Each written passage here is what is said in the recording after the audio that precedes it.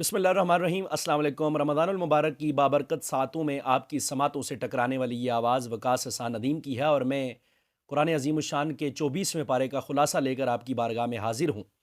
قرآن عظیم الشان کا 24واں پارہ، اس کے 3 حصے ہیں۔ پہلا حصہ سورہ زمر، دوسرا سورہ مومن اور تیسرا سورہ حامیم سجدہ پر، اس کے ابتدائیے پر مشتمل ہے۔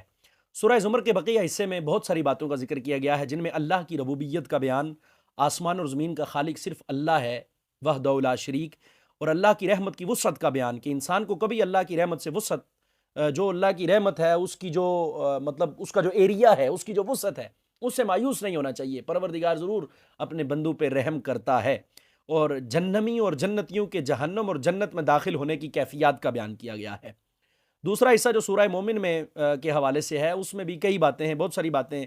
مومن کا بیان ہے کہ جب حضرت موسیٰ علیہ السلام کے قتل کی سازش فرعون کے دربار میں ہو رہی تھی، تو ایک مومن جو اپنے ایمان کو چھپائے ہوئے تھا، اس نے کہا کہ آپ اس آدمی کو قتل کرنا چاہتے ہیں کہ جو اللہ کی طرف بلاتا ہے؟ اس فرعون اور اس کے درباریوں کو موسیٰ علیہ السلام کے قتل سے ڈرایا اور کہا کہ اس کا انجام بہت برا ہوگا۔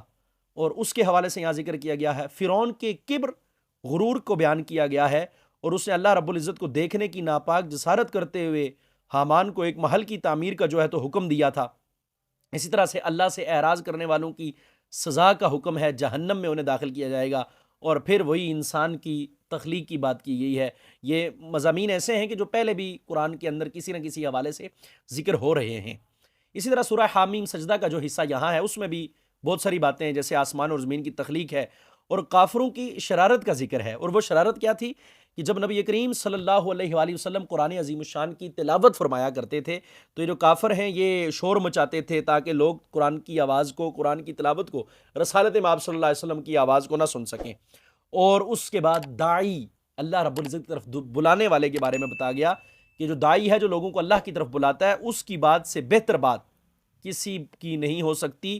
اور داعی کو کون سا اسلوب اختیار کرنا چاہیے، اس حوالے سے بات کی گئی ہے۔ اللہ رب العزت سے دعا ہے کہ ہمیں قرآن کے پیغامات کو سمجھنے، اس پہ عمل کرنے کی توفیق عطا فرمائے۔ والسلام۔